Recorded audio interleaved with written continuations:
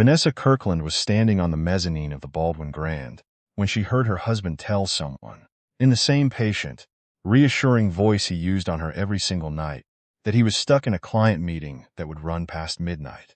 She was 40 feet above him. She could see the part in his hair. She could see the woman standing close enough to touch him, laughing at something he'd just said, her hand resting on his forearm like it had done that 100 times before. She could see his mother 2 steps behind them, holding a room key card and glancing at her watch the way she did when she was pretending not to be impatient. She could see his sister taking a photo of the check-in desk, captioning it before she'd even walked away. Vanessa did not drop her phone. She did not gasp. She stood very still, the way she had learned to stand still her entire life. And she watched her husband check into a hotel with his mistress while telling her he was working late in a conference room 6 miles away.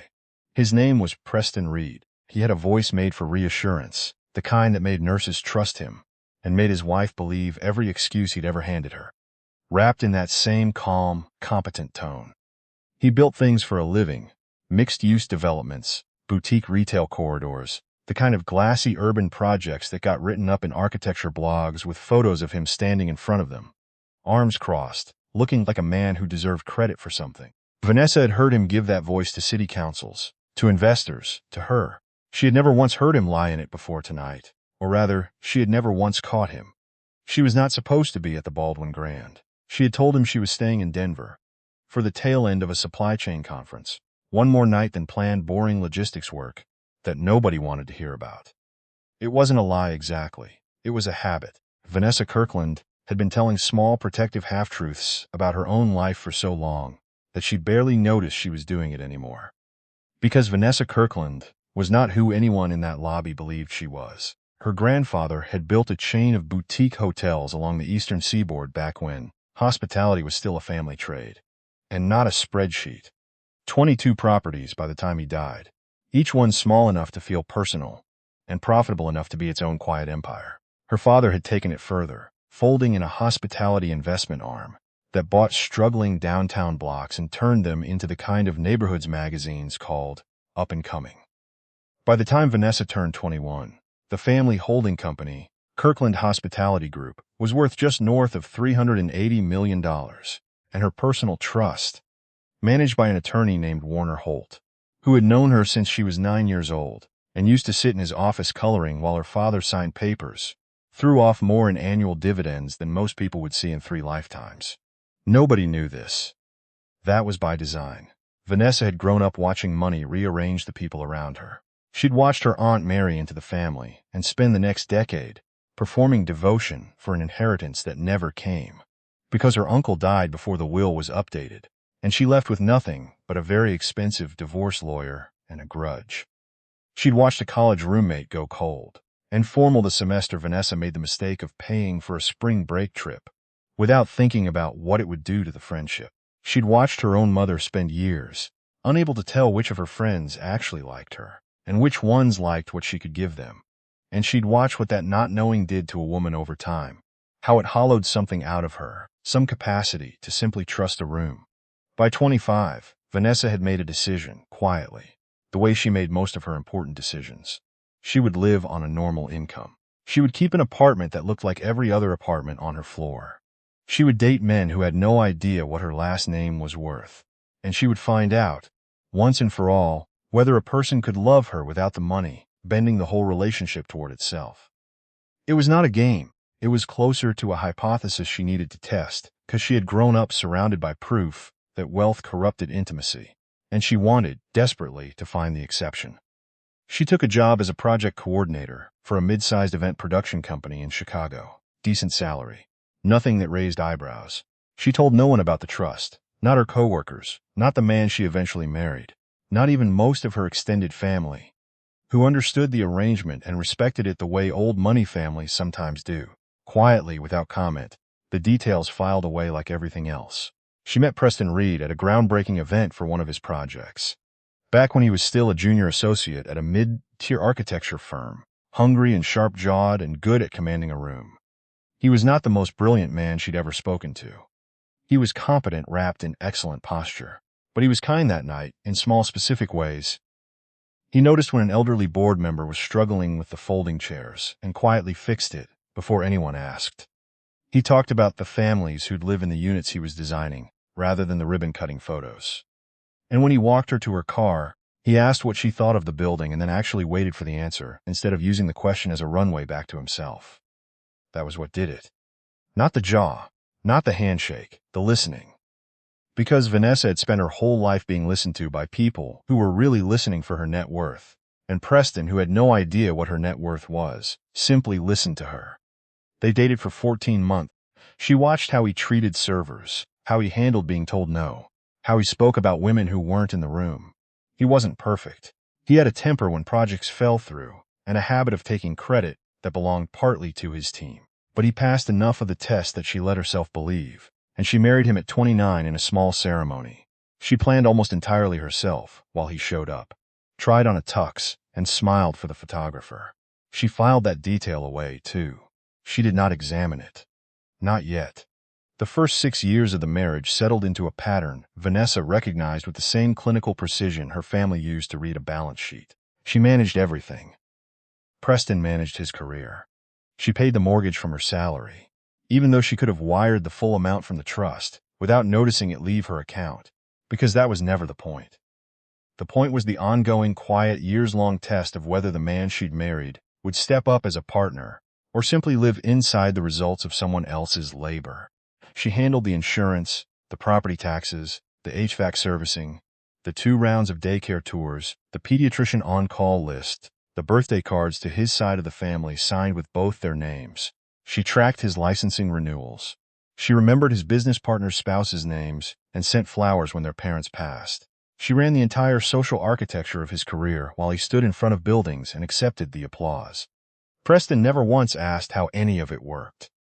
He lived inside the outcome the way a guest lives inside a hotel room, enjoying the turned-down sheets without wondering who turned them down. When their daughter, Lily, was born, Vanessa took 8 weeks and came back to a household still running without a hitch. When their son, Max, arrived 2 years later, she took 12 weeks and came back to discover Preston hadn't once, in her absence, learned the name of the after-hours pediatric line. She documented it. Not for a divorce, not yet, not even close, but out of instinct, the family habit of putting things on paper, because a Kirkland never made a decision without a record of what led to it. The trust sat untouched, growing quietly.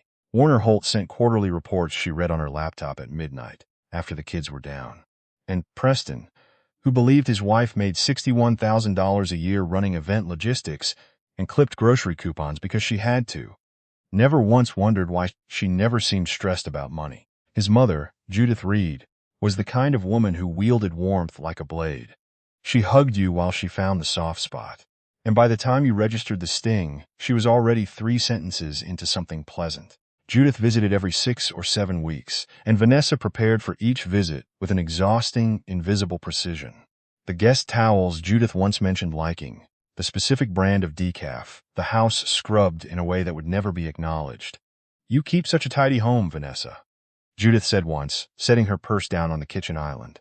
"I always say a well-run house makes up for a great deal." The second half of the sentence hung there, unspoken, understood by both of them. "Makes up for the fact that you weren't who I pictured for my son." The exclusion was methodical, almost administrative.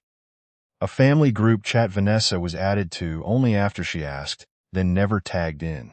A birthday dinner for Judith that Vanessa learned about the night before, from a Facebook post. A holiday planning call that happened while Vanessa was giving Max a bath. "We were just discussing family things," Judith would say, when Vanessa walked into a room that went quiet. "You know how it is." Preston's younger sister, Chloe, reinforced the hierarchy with a smirk dressed up as affection. She called Vanessa the manager, in a tone that lived right on the border of a compliment and a dismissal. "The managers got it handled as usual," Chloe would say, dropping her coat on the chair Vanessa had just straightened. "Honestly, I don't know how you do it all." Vanessa knew exactly how she did it. She did it by doing it invisibly, every day, while 3 adults treated her competence as background noise and called her controlling whenever the engine so much as sputtered. She brought it up to Preston exactly once. "I feel shut out of your family's decisions. It happens constantly." He looked at her with an expression she'd already cataloged years earlier, the look of a man being handed a problem he had no intention of solving. You're being too sensitive, Ness. That's just how they are. She did not raise it again. She filed it in the same mental cabinet where she filed everything else, and the cabinet grew heavier, and her quiet grew louder in the room, without anyone noticing it, had changed pitch at all. The Denver trip had been real. 4 days of supply chain vendor meetings that were, if she was honest, mind-numbing. What wasn't real was the 5th day, the one she'd added to her itinerary on a whim, telling Preston she wanted a personal day before flying home, not mentioning that the personal day involved catching an earlier connection through a different city entirely. One where, as it happened, Preston had told her 3 weeks earlier he'd be attending an out-of-state zoning conference. She hadn't planned to check. She wasn't the type to snoop. Snooping had never once crossed her mind in 9 years of marriage, because Preston, for all his blind spots, had never given her a reason to look. But her connecting flight had a 5-hour layover, and on a whim, in an airport lounge with too much time and a glass of wine, she'd searched the hotel he mentioned staying at for the conference, mostly out of idle curiosity about the venue. The lounge's Wi-Fi was slow. The hotel's site loaded a promotional banner, a rooftop anniversary package. She hadn't been thinking about anything in particular when she clicked through, and there, in the gallery of recent guest moments the hotel's marketing team had apparently pulled from a public event page, was a photo timestamped 2 nights earlier. Preston in a navy blazer she'd bought him. A blonde woman beside him, her hand at his back. It was tagged with a name. Paige Donnelly. She didn't confront him over the phone. She'd learned that much from her family. You don't tip your hand before you understand the full shape of the board.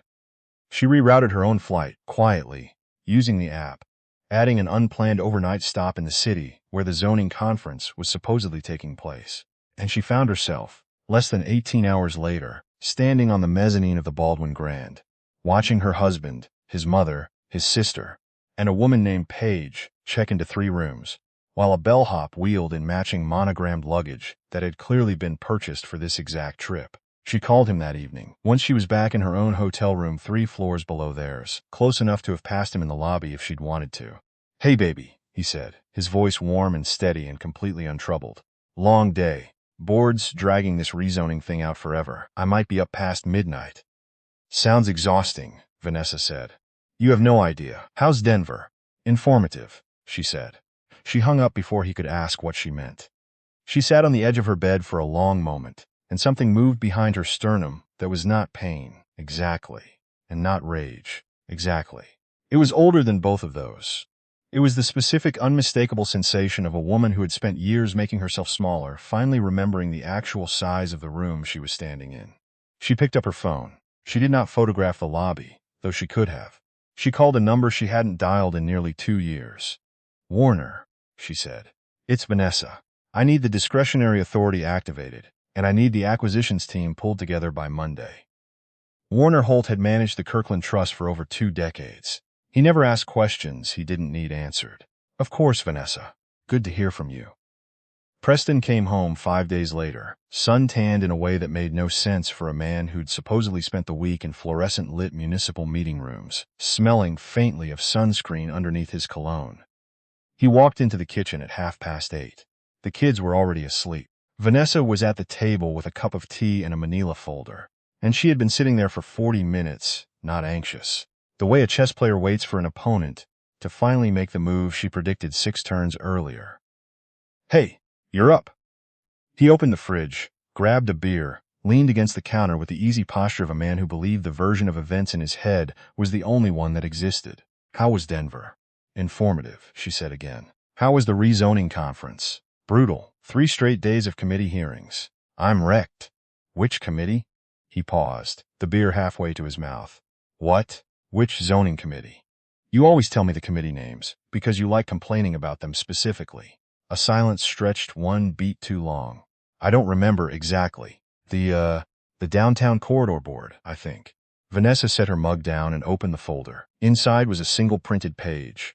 A hotel reservation confirmation, obtained through channels that a woman with a $380 million fan trust and a discretionary fund happens to have access to. Preston Reed, room 814, Baldwin Grand. Paige Donnelly, same reservation, listed as the additional guest. She turned it to face him. His expression traveled. She watched it happen in real time, from confusion to recognition to something close to fear in under 4 seconds. I was on the mezzanine level, Vanessa said. Her voice stayed even, controlled, using 10 years of tone management skill for an entirely different purpose than the one she'd built it for. I watched you check in. I watched your mother hand the front desk her ID for the second room. I watched Chloe photograph the lobby chandelier. I watched you kiss Paige Donnelly by the elevator bank in the blazer I bought you for our anniversary. The kitchen went silent except for the refrigerator's hum. Preston set the beer down. Vanessa, I can explain. You can't, but I can. She pulled a second sheet from the folder, then a third, then a fourth. Credit card charges for a jewelry store neither of them had ever visited together. A dinner receipt for two at a restaurant 3 states away. A separate hotel booking from 4 months earlier during a weekend he'd claimed was a site visit. She laid them out in a neat row, the way her father used to lay out quarterly statements. Preston watched with the face of a man watching the walls of his own house come down around him and realizing, too late, that he'd never learned how to build them back up. This has been going on at least 11 months, Vanessa said. The financial trail is very clean. You were never careful, Preston. You've simply been married to someone careful enough for both of us. His hands were shaking slightly around the beer bottle. It was a mistake. A stupid, terrible mistake. It was 11 months of the same mistake. That isn't a mistake. That's a second life. She closed the folder. She folded her hands on the table and looked at him, really looked for the first time in 9 years, and let him see her without the mask she'd worn since the night they met. Not the quiet wife who ran the household like a machine and absorbed every slight without complaint. The other one. The one who'd been quietly running calculations since the moment she stood at that mezzanine railing. I want a divorce, she said. The filing goes in Monday. You can stay in the guest room until then. After that, you'll need to make other arrangements. We have 2 kids, Vanessa. We can work through. We have 2 kids. That's the only reason this conversation is happening across a kitchen table instead of through attorneys. She stood, folder in hand. Vanessa, please. I'll end it with her tonight. I'll call her right now. I swears. She stopped at the doorway to the stairs, not turning around. You should know something, Preston, before you start planning your next move. She glanced back just enough for him to catch her profile in the hallway light. I'm not the woman you think I am. I never have been. She went upstairs. She checked on Lily and Max, both asleep, unaware that the ground beneath their house had just shifted permanently. She sat on the edge of her bed, closed her eyes, and breathed for 30 seconds. Then she opened her laptop and sent 3 emails. One to Warner. One to a real estate acquisitions contact she hadn't used in years. One to her mother, who would need exactly 1 sentence to understand everything. The divorce filing landed on Preston like a truck he hadn't seen coming, because he'd never once looked at the tracks. But the filing was only the surface. Underneath it, Vanessa Kirkland was doing what Kirklands did. She was restructuring. The first move was the house.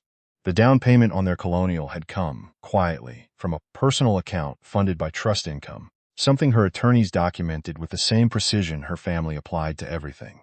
The motion establishing her disproportionate contribution landed on Preston's lawyer's desk and stayed there, unanswered, for 11 days. The second move was the building. Vanessa didn't touch Preston's career directly. She did something quieter. Through the Kirkland Family Foundation, a philanthropic arm she'd kept largely dormant during the marriage, she finalized the acquisition of a mid-rise commercial building downtown. The same building that housed the architecture firm where Preston was, at that moment, up for partner. The building came with new ownership, a new name on the lobby directory, and a modest brass plaque by the entrance. Kirkland Properties. It wasn't revenge. It was visibility. After 9 years of being invisible in every room Preston occupied, her name was now on the wall he walked past to get his morning coffee. His colleagues started asking questions. Kirkland, like the Hotel Kirklands. Is that your wife's family? He had no answers, because he'd never once asked. The third move was the real one. Preston had spent 2 years chasing a mixed-use development deal downtown. The project meant to finally get him made partner. A corridor of retail and residential that depended on one final parcel of land to close. The parcel belonged to a small holding entity that had sat quietly in the Kirkland portfolio for 11 years, managed by Warner Holt, generating almost no attention from anyone, including Preston, who had spent months trying to reach the entity's ownership through increasingly frustrated emails that went unanswered. Vanessa never sold it to him. She never blocked the sale outright either. She simply let it sit, Unread emails, uncalled calls, an offer gathering dust on a desk that belonged, in every legal sense, to her. The domestic collapse, when it came, was almost too predictable. Preston moved into a rental 2 months into the separation and discovered, within weeks, an entire architecture of invisible labor he had never once had to think about.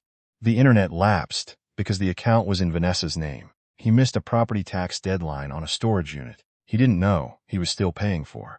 He called her 4 times in 1 month, asking for passwords, the name of the dry cleaner, the pediatrician's after-hours number. She answered each question once, clearly, without emotion, the way you'd read assembly instructions to someone building furniture for the first time. Then she stopped answering.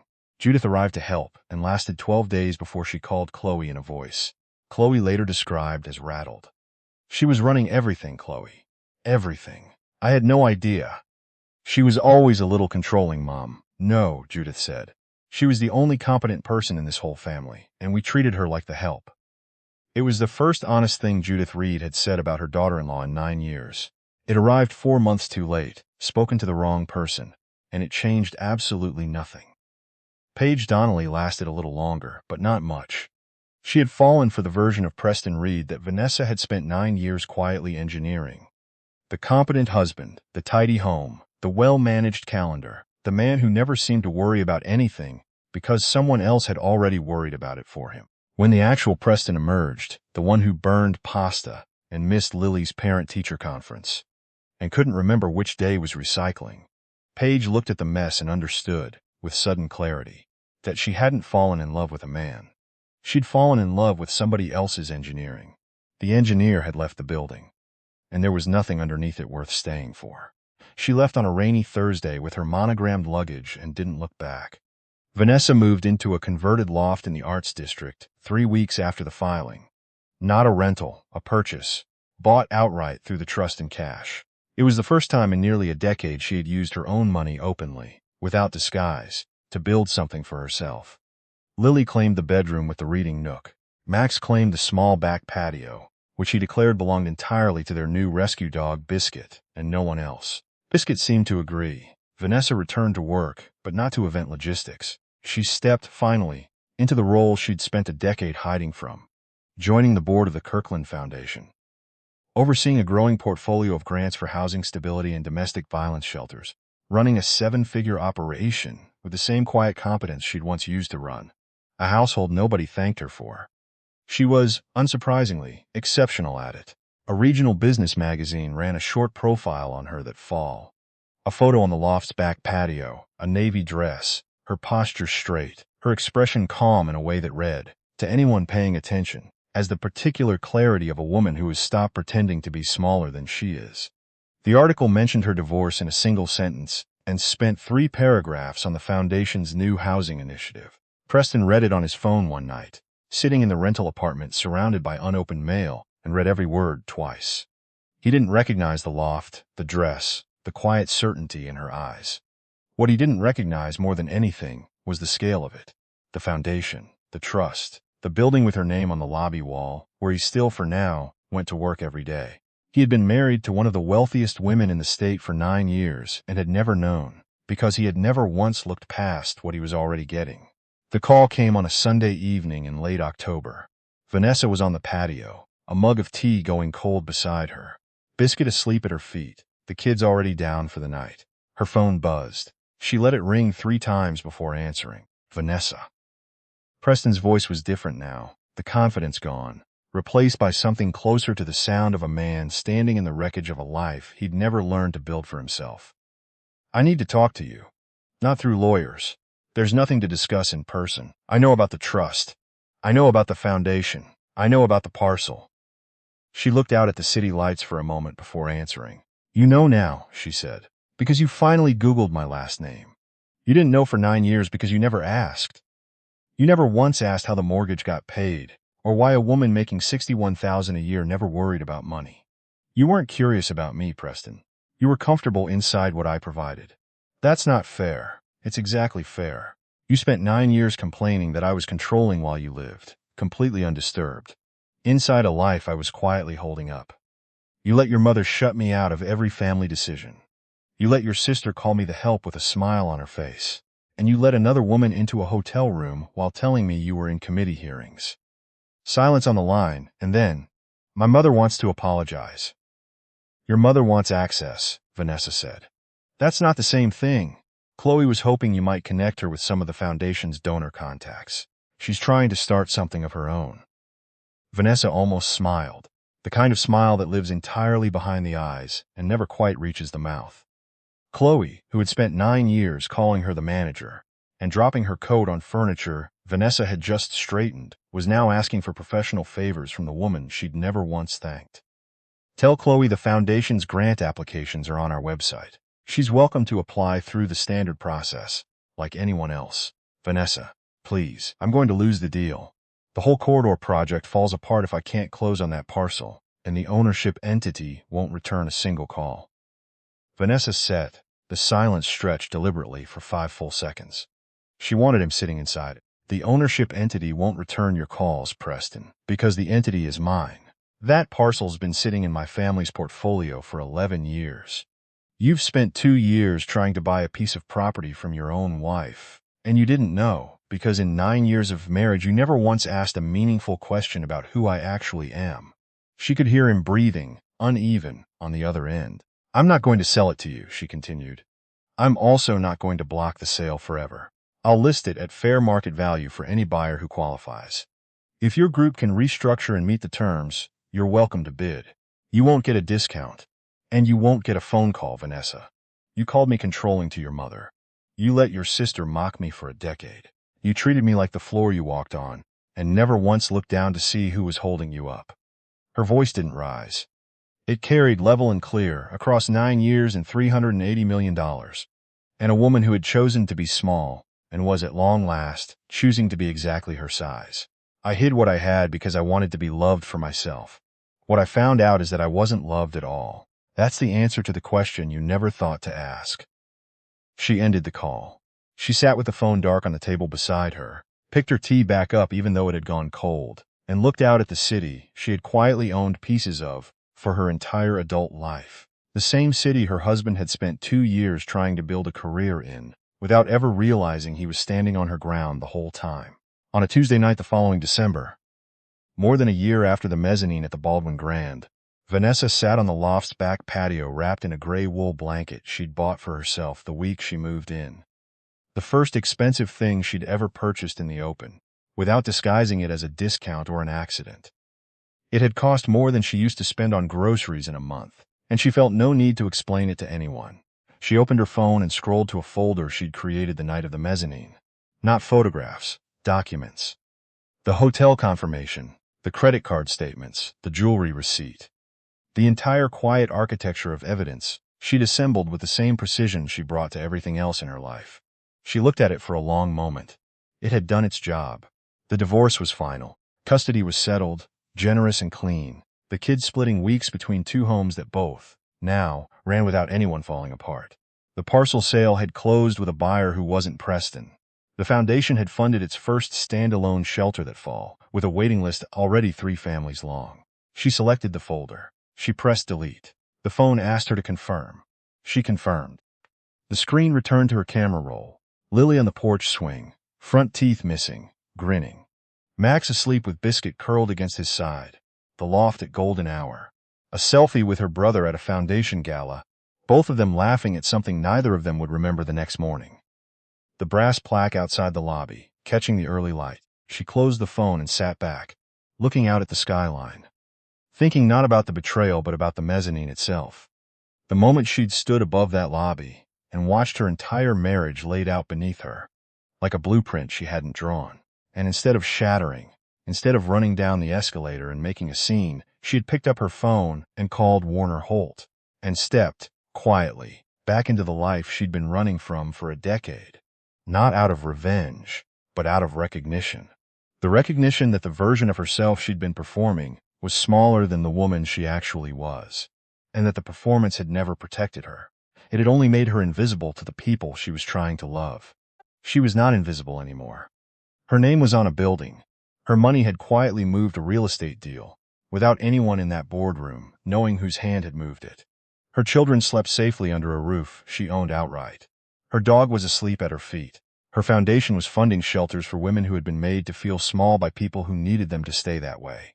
She had tested love against anonymity for 9 years and learned, finally, that love without curiosity isn't love at all. It's consumption. Preston had consumed her labor without once wondering about the woman performing it. Judith had consumed her hospitality. Chloe had consumed her effort. Paige had consumed the residue of everything Vanessa had built and mistaken it for someone else's doing.